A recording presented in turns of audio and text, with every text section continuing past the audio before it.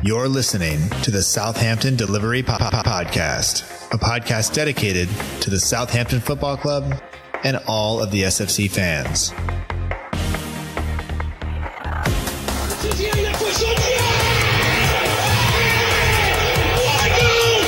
just got to go out and express yourself. Fonte with a scooping header. You just got to get the job done. I'm here to get the job done. Подача, Остин все-таки забил. It's infield to Mane, 25 yards out. Lovely ball for Keller. Onside, 1-0. Buffon shot. Oh my word. Unbelievable. He ran around a bit like Bambi on ice. Really very, very embarrassing to watch. And now, your host, Matt Markstone. Hello and welcome to another episode of the Southampton Delivery Podcast, a podcast dedicated to the Southampton Football Club and all of the SFC fans. My name is Matt Markstone. I'm the host of the show, and no matter where you are, no matter how you may be listening, thank you for making the show part of your day. I hope that you enjoy it. The World Cup is well underway. Hopefully you enjoyed England's victory over Tunisia 2-1. Harry Kane managing to score 2 goals. What seemed like the only 2 plays where he wasn't driven into the ground, tripped, kicked, pulled, body slammed, or some other WWE type move.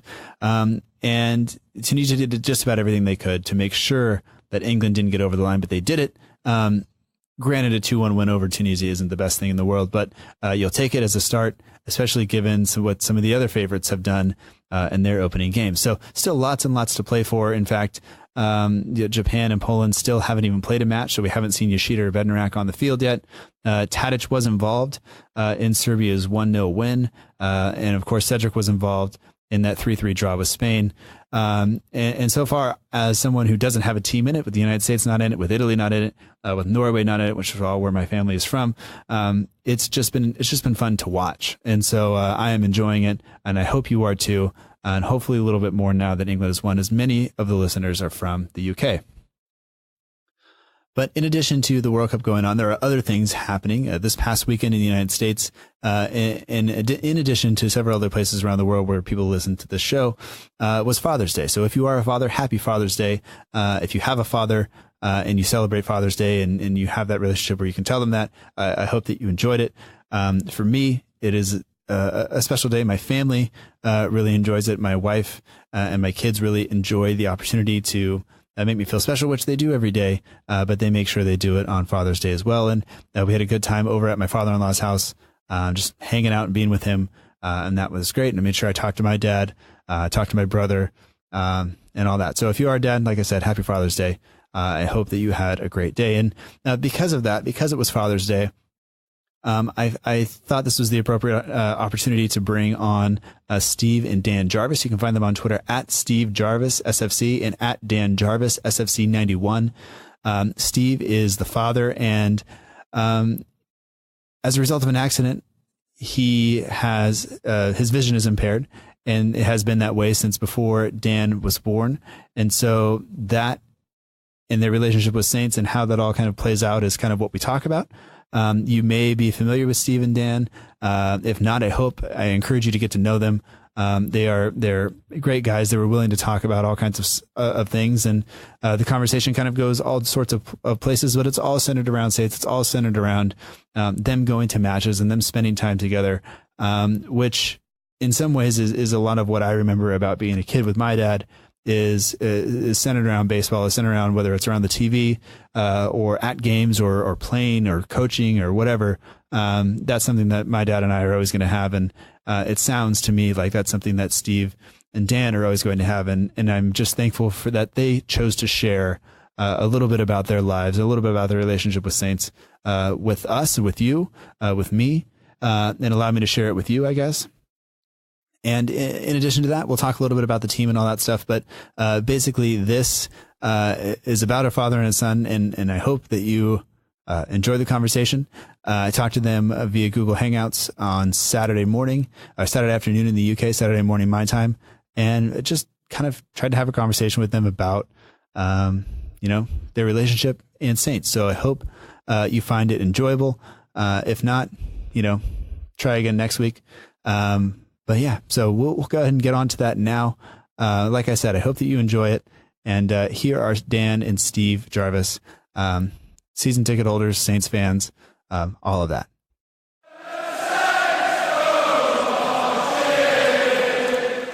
We'd like to welcome to the Southampton Delivery Podcast, Dan and Steve Jarvis. You can find them on Twitter at Dan Jarvis SFC91 and at Steve Jarvis SFC. Guys, welcome to the show. Hiya, how you doing? Hiya, well. I'm all right. And Father's Day is upon us, and whether it's just passed by the time this has come out, or if we actually get it out on Father's Day, if I do my job the right way. But we're here just to talk because you are father and son, and kind of both Saints fans, and I have some questions for you just about that. And I thought this was an appropriate time to kind of get you guys on the show. So, Steve, if we can start with you, how did you become a football fan?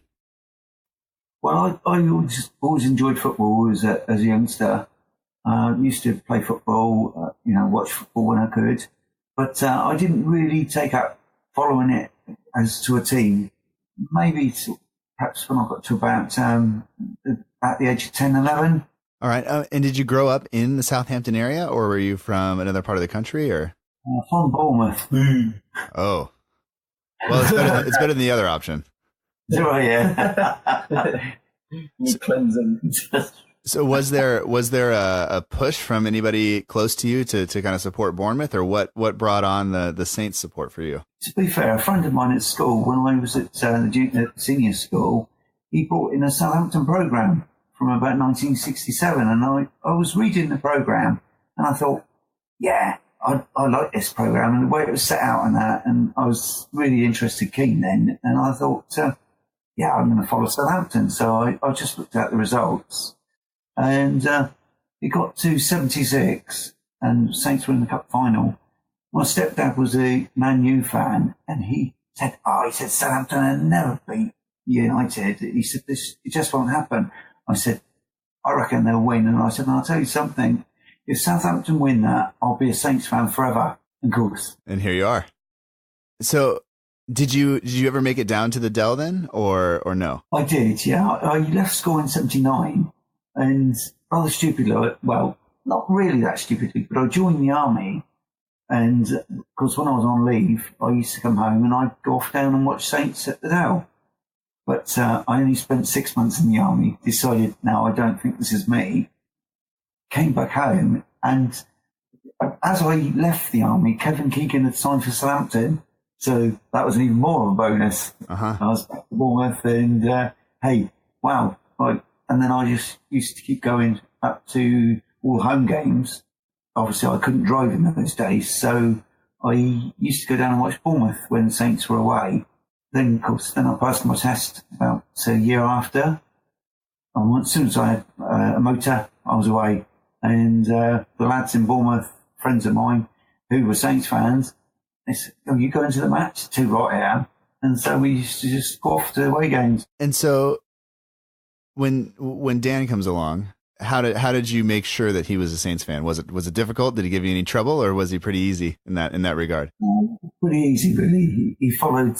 He was always interested in what Saints were doing, and because obviously he was still young and he wasn't going then. But then we had a bit of a laugh because Tim Flowers went off to Blackburn, and Dan looked and said he sort of changed his allegiance then because Tim Flowers had gone to Blackburn. But Saints had beat Blackburn, and I'd rub it in, and it wasn't long, was it, Dan? Yeah, no, it did. Before we were back to Saints. Yeah. Well, I think as a young, my dad's a big Dodger fan, a Los Angeles Dodger fan, and so I remember going to Dodger games. I wouldn't say a lot, but maybe 2 or 3 times a year, and it was always, for us, it's like a 3.5 hour drive, and it's a full day excursion every time. And so I remember going, and you sit and it's in the sun, and there's it's just this kind of long kind of day. And I remember at some points, falling asleep in the car on the way home, falling asleep in the parking lot, all kinds of weird, but those are memories that I will kind of never forget. And that is still something that if we can on Father's Day or just anytime we can, we will still go to the game. And it doesn't matter I was explaining to you guys, my parents were divorced, and there's a weird kind of thing between me and my dad and my brother. But when we go to the baseball game, it's always we can just put everything else aside and just kind of focus on that. And that's something that, I don't think is ever going to change. But,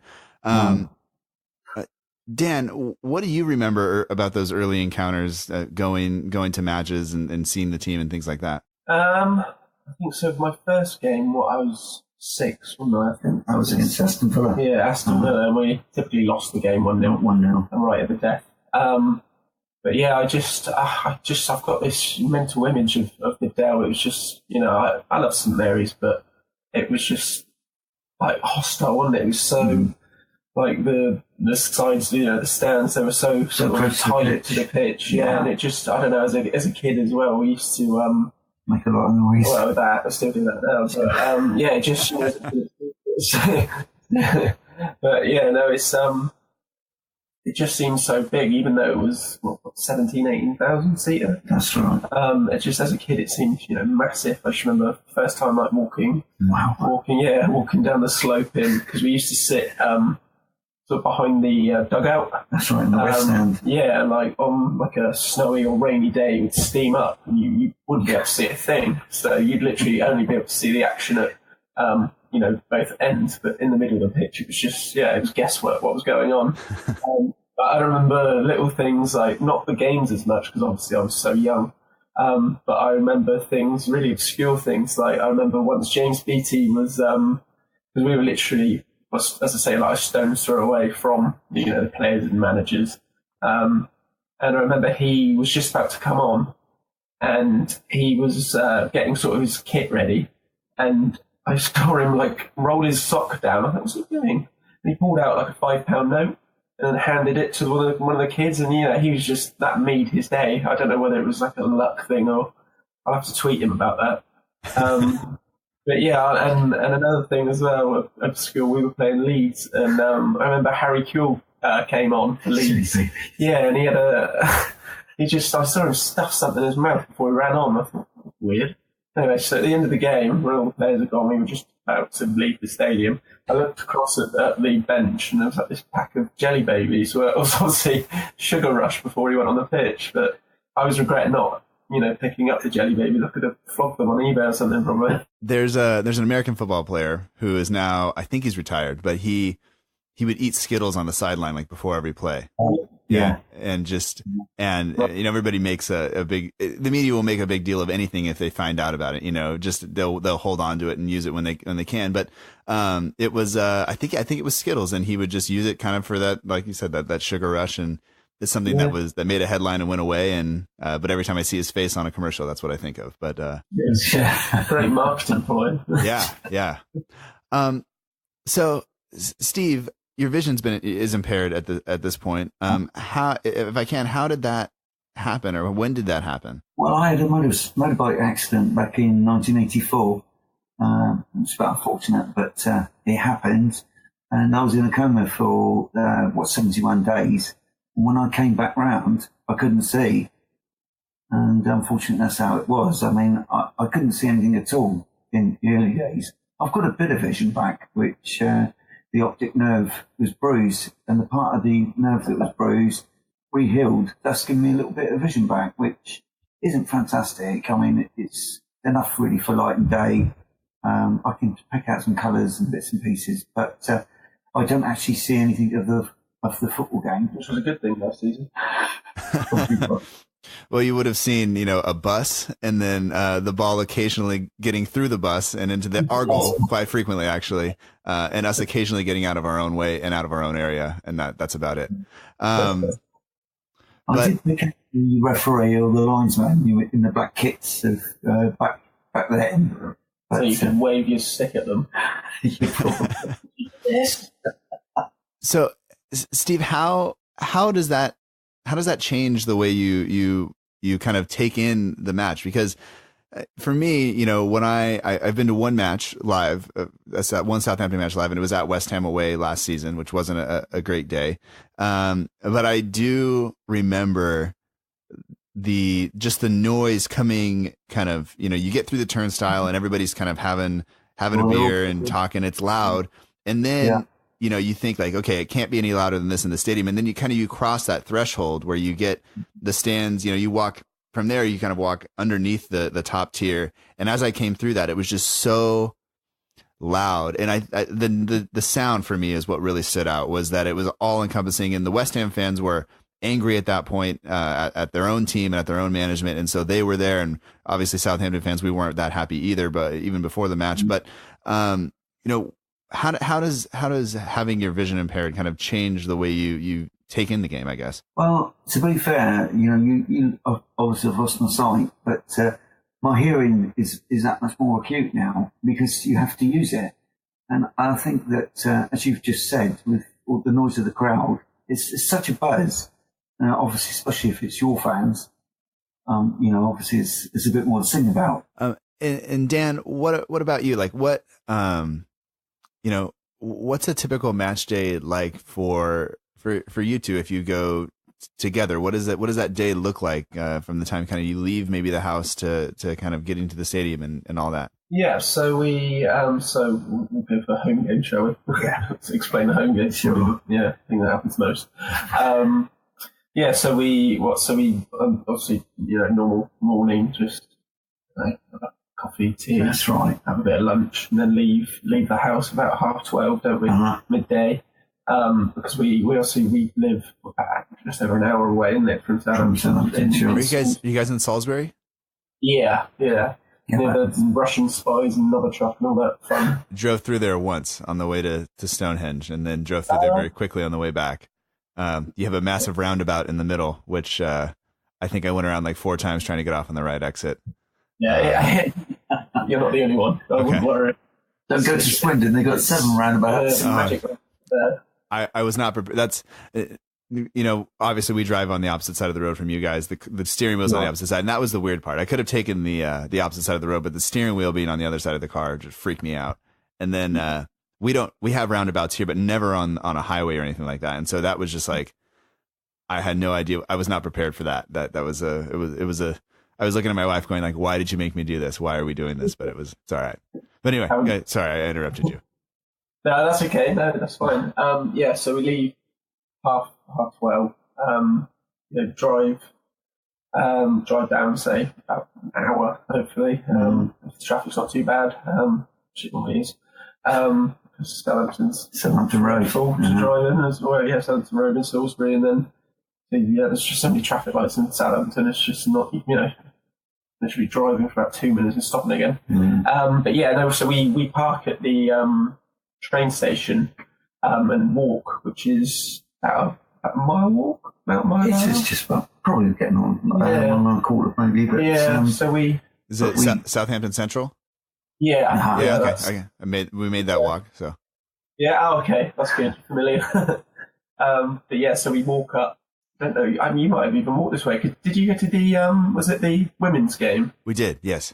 Yeah. So we walk up through obviously the city centre past the Solent University, and then we access literally takes you straight to the northern part of St Mary's. Over the railway bridge. We walk in through there, get to our seats, normally about probably half 2, hopefully. Well, yeah, you know, we might go in the shop and then walk around. We generally have a walk around the ground, don't we? Yeah, like the last day of last season, they were handing out free chocolates, so managed to get more than I should have, but stopping at loads of different points. Just doing a few circles of the ground. But we obviously get to our seat. I'll be on Twitter at 2, where normally during the walk up, or if I'm stuck in traffic, which I shouldn't do, but I do anyway, just to check the lineups. We'll discuss that. If we've got a bit more time, we might, I don't know, pop in a pub for a drink for the game. But yeah, then we're in our seat. And, well, I say in our seat, stood up in front of the seat, because that's the norm. That's right. But further up. Yeah, 20 minutes or so wait, and then ready for the game. Ready for the game. Yeah. All right. And so you guys have season tickets then, or? Yeah, we're both season ticket holders. Yeah. In northern stand. That's correct. Yeah. All right. That's the good one. That's out here. That's the easy ends. We used to sit over in the itching stand in the disabled section, But there was a lack of atmosphere there. And I thought, we'd done it for a long time. And I said to Dan, I said, we've just got to go where the atmosphere is, because I said, I just like to sing. And I wanted to G the rest of the lads over at the Itchin to join in. But I think perhaps they were so busy concentrating on their radio commentary and that, and didn't really sort of sing. So we moved 3 seasons now. This will be our fourth season up at Northern. Because we were originally sat at the front of the Northern, weren't we? But we moved back because, again, well, one thing is obviously, as I'm sure you know, Northern's where everyone stands, but about 11, 12 rows back, the stewards are really vigilant, aren't they? Yeah. With the standing, they'll make like the first 10, 15 rows sit down. Yeah, but everyone else at the back can stand up. I know, it's like, well, surely it should be the same for everyone, but anyway, I don't know why they don't just introduce safe standing, to be honest. It would, just get rid of the problem. But yeah, so we moved to the back of the Northern, and you get, some people think it's not as great because, well, view-wise, because, but you're behind the goal, but being up high, you can see everything unfold. Sure. I think you see the game a lot better. And I think sort of since going to away, starting to go to away games, that really made me want to go across there, because away games, like, the atmosphere is so good when you're, sat in a quiet stand, St Mary, so, Chapel, well, definitely Chapel, or parts of the Itchin. It's, it's not the same at all. It's just more like being in a library when, it's like, that's going on in front of you. You should be getting excited about it. But this is St Mary's, not Highbury. Yeah. So Steve, you mentioned that you wanted to get out of there of the Itchin kind of because of the atmosphere and because you like to sing. And is it almost like a different experience being over in the other stand now? Just the way the game feels, I guess, or the way... Yeah, I think it definitely gives it a different perspective, because the fans, they're a lot noisier up at the Northern, and it's just nice to join in with them.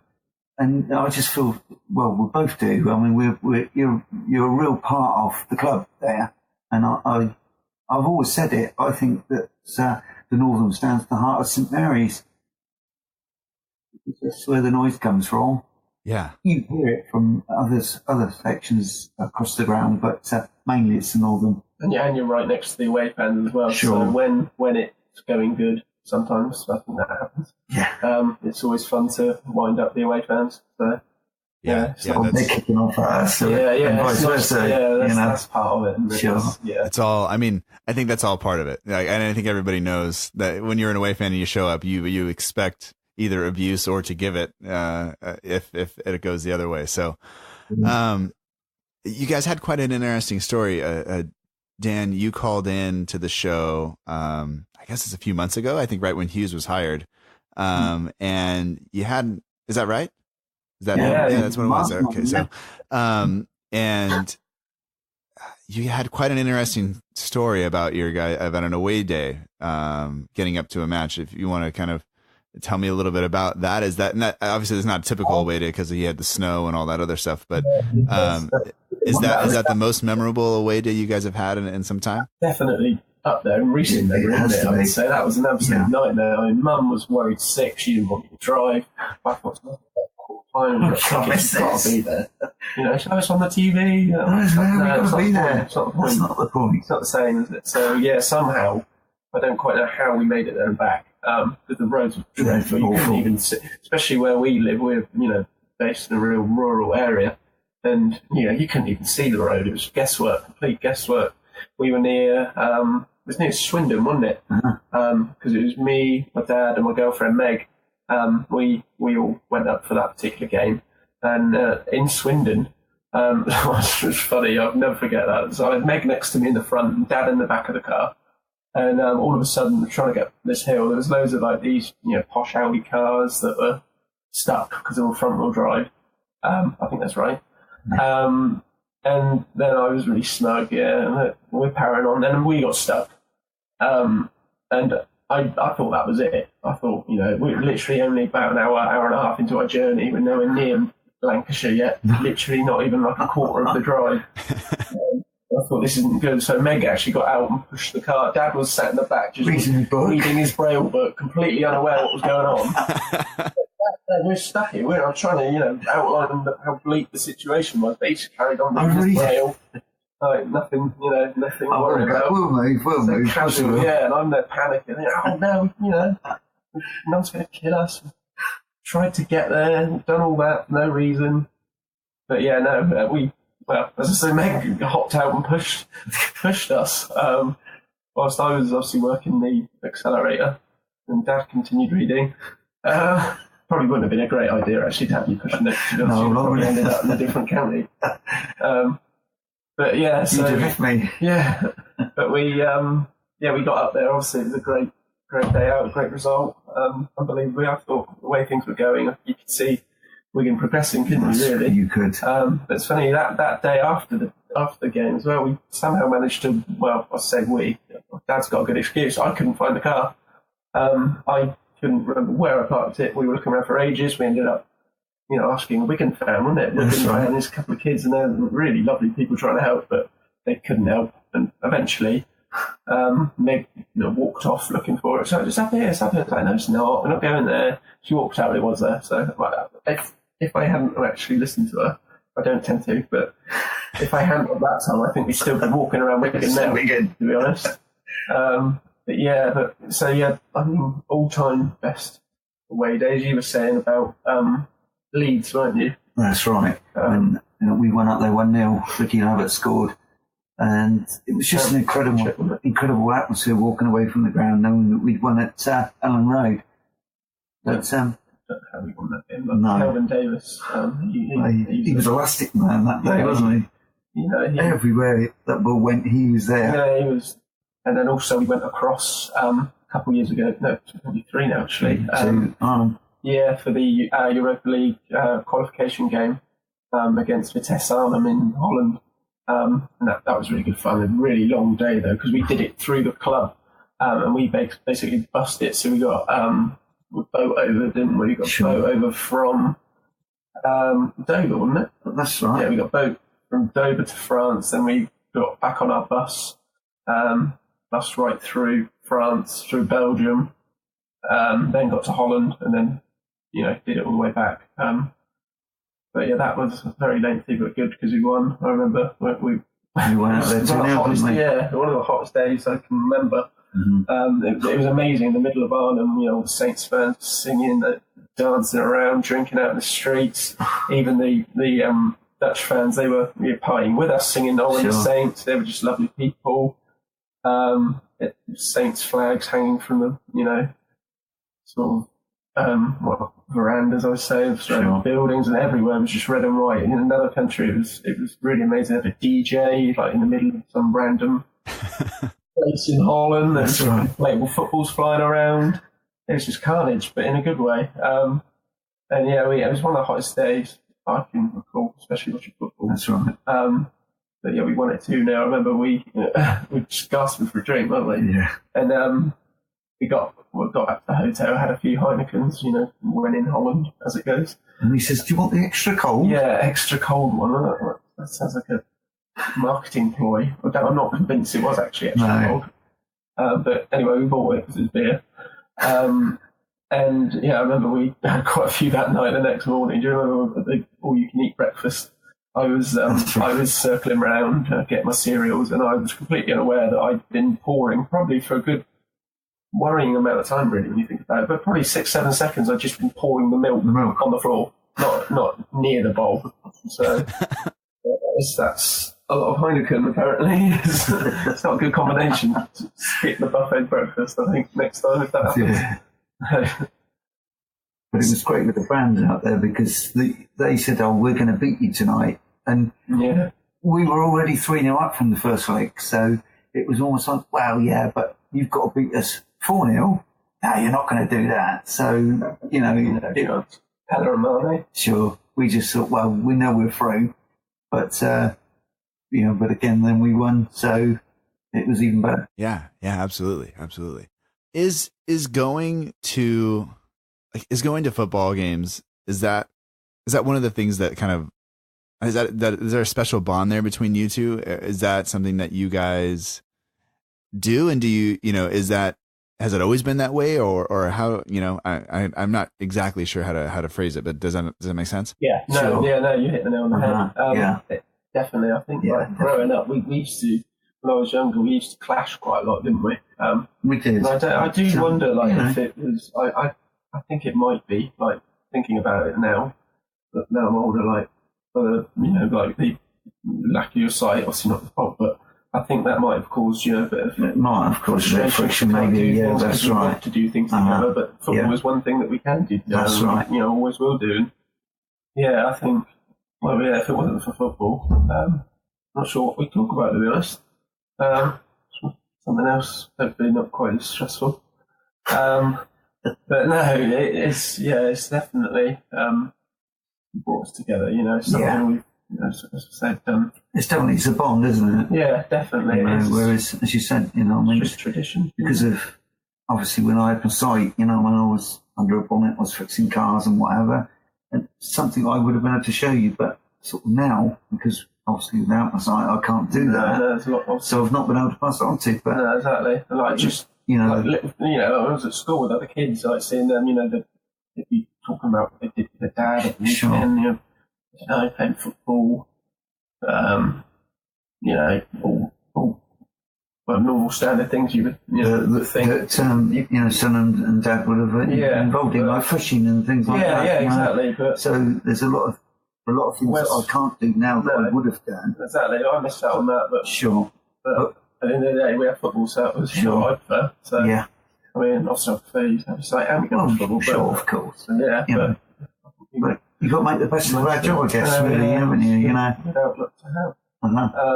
But I, as a kid, I always was determined, because obviously before your accident, you used to drive to lots of the away games, didn't you? You used to drive minibus and take friends out and go. And what was it? One particular story I remember, you were driving, was it on the way to away back from Brighton, and you'd had a hell of a lot of drink? Oh, I don't think you do that this day and age. Well, no. Well, definitely not now. But as long as you drive the car and you drive it sensibly, it was okay. You get away with it. But whereas you get stopped now and they're breathalyzed, you're in trouble. But they didn't do that in those days. No. I always wanted, it was my goal, obviously, probably the main reason I wanted to drive was so I could, then bring that ability back around and, enable Dad to go to away games. Of course, I want to go to the away games as well, but as much as I've been going since six-ish, but it wasn't really, I've always enjoyed it, but when I passed my driving test and started driving in, I don't want to work that out, that would be depressing. No. Is that long ago? When I started when I was 18, wasn't it? Sure. I think. Yeah, so that's when I was hooked then. I was verging on obsessive, probably not healthily. But yeah, I couldn't, once I'd done one away game, I couldn't not go to the others. Sure. And that's really, the trips we've done, the things we've done, away games as well. And I think away games, not just the games themselves, but it seems the experience sticks with you more, I think, because all the home games, they're just, samey, aren't they? Same routine, which, as great as that is, it's nice to, see different parts of the country and, different experiences elsewhere. I think this is definitely a lot more than a game for us and, many other people too. Mm-hmm. Yeah, absolutely. Thank you for sharing that. I hope that's okay that I asked. No problem. Thank you. I guess if we want to talk a little bit about, maybe the coming season. I don't know if you guys are interested. I know we only have a few minutes. I don't want. I'm fine. I'm fine. Yeah, a few minutes. World Cup game's not till 2, so. Okay. Going through the summer now, what would you? First of all, maybe what area of the team do you think needs to be improved a little bit? Because we have to talk about the team at least a little bit, I think. Yeah, sure. I suppose we've had our break, haven't we, now? Sort of, been a bit rejuvenated. But we've got to get back to it. I think we could do. We definitely need to be improving up front. Yeah, I agree with that. I mean, there was murmurings that Austin's potentially off. I don't think he will leave. I mean, he's great when fit, but he's very injury prone. That's right. You can, it's such a shame because if he did stay fit, he's probably a 20-goal striker a season, easy. He's prolific, but he just can't stay fit. So, we've obviously brought Carrillo in for what reason? I'm not sure. I mean, I almost feel sorry for him, if anything, because a lot of people have been giving him a lot of stick. I think that's necessary. Yeah, that's right, and it's not fair. We haven't really seen what he's capable of. Yeah, what he's got to offer, because he doesn't really given the opportunity. It wasn't his fault, Pellegrino, I think it was like a last roll of the dice, wasn't it? Les Reed I've try to save my job. Yeah, threw him some money, and he decided to, put it on Carrillo, in the hope that he, sort of salvage the situation, which he obviously didn't do. But it's not. He was brought in at a very bad time. He's never played in England before. And I don't know. I saw flashes of him that I thought, he might have something here. But another area, I think, as well as strike, I think that is imperative is probably, I'd say, attacking midfielder. Someone with a bit more creativity, because obviously the Buffon experiment, that doesn't seem to have worked. I think, he's come out and run his mouth saying he wants to go back to France and play for Marseille. Quite frankly, why Marseille would want him, I'm not sure. But,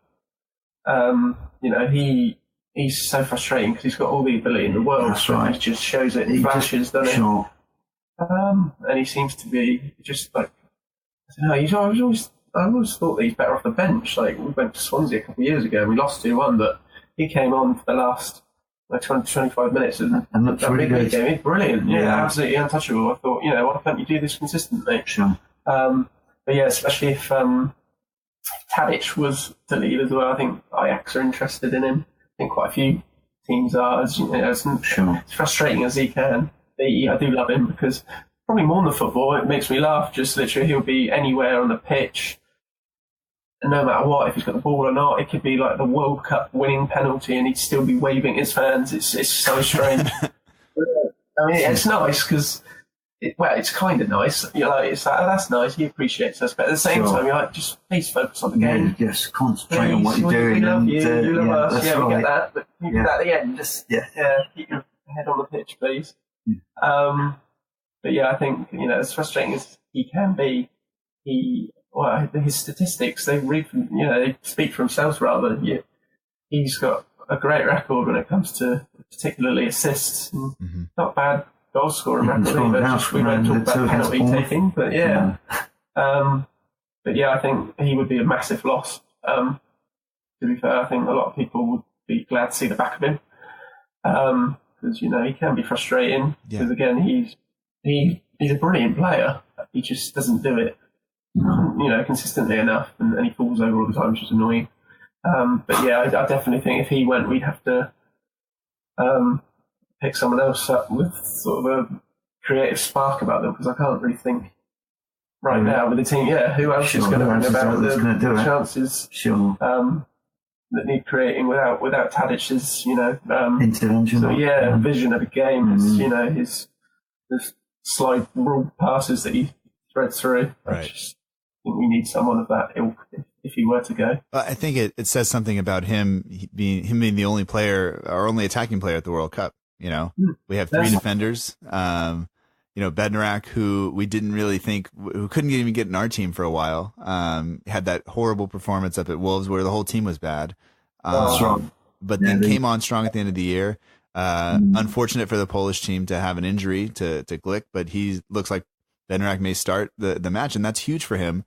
Yoshida, who's kind of been a stalwart of that Japanese defense for some time, but again, isn't maybe the best of quality, and then Cedric, who had a decent game yesterday, did just fine.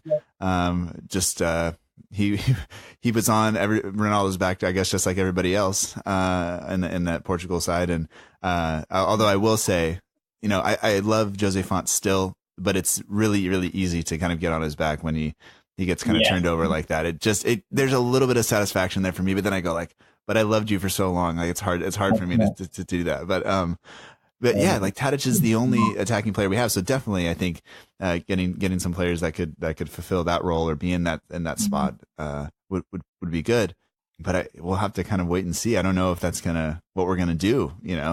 It's been quiet and it's been I don't know. I've been waiting, and it's like just anything. And there's so many rumors out there that it's hard to make sense out of what's exactly kind of going on, because none of it's coming from the club. So some things that may happen today. We should get the kit announcement. I don't know if you saw the video yesterday. Yeah. I think do we as fans just make too much of a big deal about stuff like this? Everybody trying to figure it out, or what do you think? I think they do, don't they? Yeah, I think so. And I think too much of a deal. The social media team are brilliant, but obviously the stuff they release is hilarious. They do a great job every year. They seem to be getting better and better. I don't think there's any other club that do it quite like us. But I think they, because there is such a fuss being made, I think they're playing up to it as well. That's right. It's quite funny, really. It's like almost banterous, isn't it? Back and forth. They're going to whine. I've so many tweets this morning I was reading through. People are like, come on, I want to know what it is, come on. Yeah. Even though everyone pretty much knows what it is already. They still want absolute confirmation that is going to be the new home shirt, the one that guy's wearing in Australia. Right. But, yeah, I mean, it's just a bit over the top, isn't it? I don't really care. I'm just red and white. It's got Saints badge on. That's right. I'm more worried about who's in it, wearing it, rather than actually what it looks like. Yeah. I say every year, I'm not buying it this year. I don't like it. It gets to August, go to pre-season running game. I come out with one. Yeah. So there's been a pretty consistent trend over the last few years of my mother-in-law getting me one of them for my birthday every year, and then me waiting till the end of the season and buying it when it goes on sale, buying the other one. I was really kind of upset this last season when I bought one that was on sale when they were 50% off, and then the day it arrived, the price dropped to 75% off, and I just went like, oh, what am I doing? Because the shipping to get it over here is like £12, so it's like I have to like bundle everything together, because I'm not going to pay £12 for a pair of socks, because that's just it's not worth it. But when it got here, I was like, man, I could have bought another something else. But oh well. Is there anything else you guys would like to talk about? Is there anything else you'd like to say before we kind of wrap this up? Well, I think defensively, I think Saints need to look at tightening the defence up. We did leak a few too many goals last season, and Jan Bednarek is a good defender, but I still think that Virgil van Dijk, with him going, we're not going to replace him as such. But I still think that another central defender would be worth having, don't you, Dan? Yeah, well, we've still got a lot of money, haven't we? Yeah, there's 50 million or so, is it? Yeah, still left kicking around. Yeah, I mean, there's been some names linked. Alfie Mawson at Swansea, I'm a big fan of his. I think he's really talented. He's young, English too, which seems to be something that the club likes to, be proud of, in the fact that we normally create our own. I know he wouldn't be. He's been linked, which I'm a fan of his. And there's someone else linked, Ben Gibson at Middlesbrough. Who, I think we were linked with last season, obviously in the knowledge that Middlesbrough were, going down. I think we were linked with him, and he seems quite, sturdy. He's all right. Yeah, like your, I guess, prototypical English defender, solid as a rock, will throw his head in anywhere, But I think he could be quite a good pickup. Well, am I right in saying that Tony Pulis was coaching Middlesbrough? And is that right? Yeah. So if you're a center back in a Tony Pulis squad, you better be that. So he will definitely shore up some things. Maybe not as as expansive or as exciting as a Virgil van Dijk. He probably won't stride forward a whole lot, but that'll be okay too. I don't think so. I think the strikers under Pulis are probably they're probably originally defenders. Defenders out there. That's right. One thing I was going to say about didn't mention the fact that when you're at the game, how you keep track of it. You listen to the radio commentary. Yeah, okay, I was going to ask that. So can you explain a little bit how you keep track of the game? Yeah, I've got a radio, obviously, and I listen to radio 7 commentary. And in fairness, I think the fact that I can't see, I probably see more than the people that can see, because with the radio, I know exactly where the ball is and who's got it. And, often people say, "Oh, what happened, Steve? What happened?" And I'll quickly try and decipher because I'm intent on listening to the game. Well, you've got your headphones on. You obviously didn't realise it because it's blaring, but he'll be trying to tell us the result of another game, and it literally, like, you could hear him from our house here. West Ham's winning. I was like, "Yeah, Dad, that's right. I'm right here. Not shut my head off, please." Well, that's because I'm listening to the commentary, and I feel like I have to talk above what I'm hearing, so I can be heard. Certainly achieve it. So it's louder. You're not wrong. But no, I think sometimes, well, most of the time, you say obviously helps you keep track of the game better. I think you actually remember. Your memory's ridiculous. Like you'll tell me intricate parts of a game from like last September. I can't remember what I did last week, let alone then. I don't know, I guess the radio plays a part. Sure, I think the fact that you're speaking to me all the time, and you tend to keep hold of what you've heard. Yeah, and then... Whereas if you see it, you tend to forget it, don't you? And then, well, particularly, not so much now, but like, for away games, obviously, the local commentary that Dad gets, you can't get it up other parts of the country. No.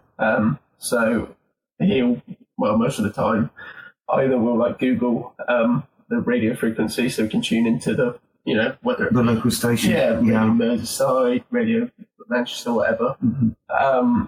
And we'll tune in that way. But quite often I send an email out. There's a website called Level Playing Field. And it's a really good resource for any, disabled fans. It's basically got like a list of all sports as well. I think it's just in this country. But it's got like the contacts for all like the disability reps at the Premier League clubs.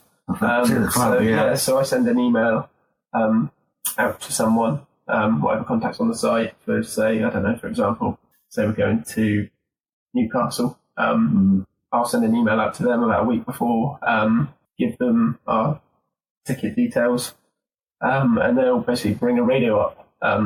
That's the idea, and that's why I try and give the seats. But I think some of them stewards seem to be a bit lazy and they won't do it. So you have to traipse around like Huddersfield. Last year, a nightmare. Nearly missed the game. It was about 5-3. Got in the ground, no radio. They made me go all the way outside the back of the ground through this like iron gate thing, running around the ground, right around the other side to get the radio, then run back in. And that was chaotic. Sure. But there's times as I say, more so, I think when we were in the lower leagues, like the radios, they'd all be the same, and like literally every single club used the same type of radio, and you just, the moment it got handed to me, I thought, no, that's not going to work. They never work. No. Never, ever work. Or if they do, they soon cut out, or there's problems with it of some sort. Right. Quite a lot of the times I've stepped in. Yeah, I do the commentary for Dad. Which is, to be honest, I enjoy it. Sure. That's him. I'm grateful for you. Yeah, he's always apologising because he doesn't want it to be ruined for me. But I really like it. I think it actually probably helps me taking the game better. You see it perspective, maybe. Yeah, sure. Yeah, definitely. It means you've got to concentrate more as well. Obviously, sure. You're depending on me, aren't you? Yeah, that's right. You're telling me what's going on. Yeah, exactly. So you read your eyes of the game. Yeah, sure. But I don't know. I think some people, because obviously Dad, he doesn't. It's not obvious that he's blind at all.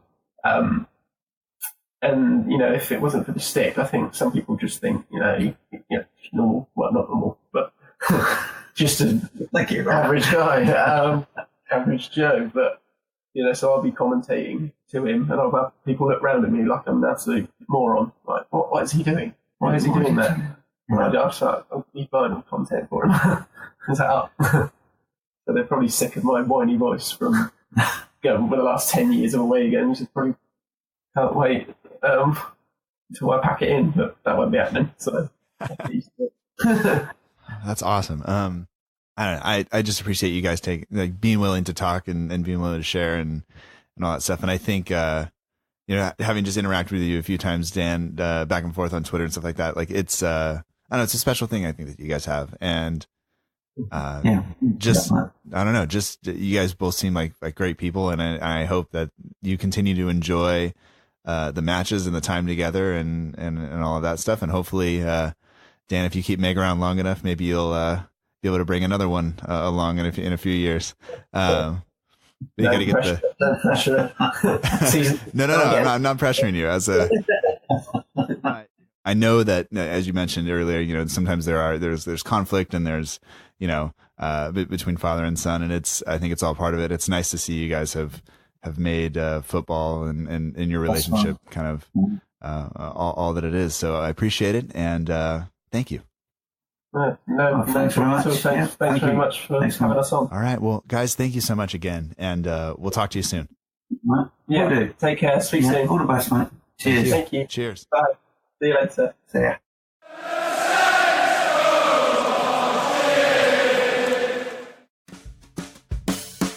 And that does it for this episode of the Southampton Delivery Podcast. Thank you so much for joining us. I hope that you enjoyed it. Special thanks goes out to my guests this week, Steve and Dan Jarvis. You can find them on Twitter at Steve Jarvis SFC and at Dan Jarvis SFC 91. Special thanks to them for being willing to share their story. Not all of what happened was expected, and so it was kind of nice to get that, and I hope that you enjoyed them and their story and hearing about their relationship. And I hope that if you see them out, you will say hello and befriend them, because I think they're well worth it. But moving on towards the credits, you can also find this show on Twitter or Instagram. We're at SFCDELL _IVERY. We're also on Facebook at facebook.com/SFC Delivery. There is no underscore in the Facebook address. And we always encourage you to get in contact with any questions or comments you may have about the show. Let us know what you think. Leave a review on iTunes. That actually really helps. And share the show with your friends. I always do appreciate that, and it helps spread the show to other people, obviously, and help spread the word about the show. So the artwork for the show is done by Matt Beeling of the We Are Southampton page on Instagram. For all your match day edits, polls, competitions, and more, be sure to check out the We Are Southampton page on Instagram. Also, this podcast is partnered with the Southampton page. So for all your Southampton FC news and needs, be sure to visit the Southampton page on Twitter, Instagram, or Facebook. You will not be disappointed. Join the over 18,000 fans following on Instagram to keep up with all the news that is happening. The music for this show comes courtesy of the Free Music Archive at freemusicarchive.org. The intro song is Epic Song by Boxcat Games, and the end of show credits that you're listening to now is Aim is True by Poddington Bear. Like I said before, you can follow the show on Instagram, Twitter, or Facebook. You can subscribe on iTunes, Stitcher, Acast, Google Play, TuneIn Radio, or wherever you get your podcasts. There are links in the show notes to all that we talked about today, or you can simply search Delivery with 2 L's wherever you listen. So we'll be back next week, and until then, remember that together we march on.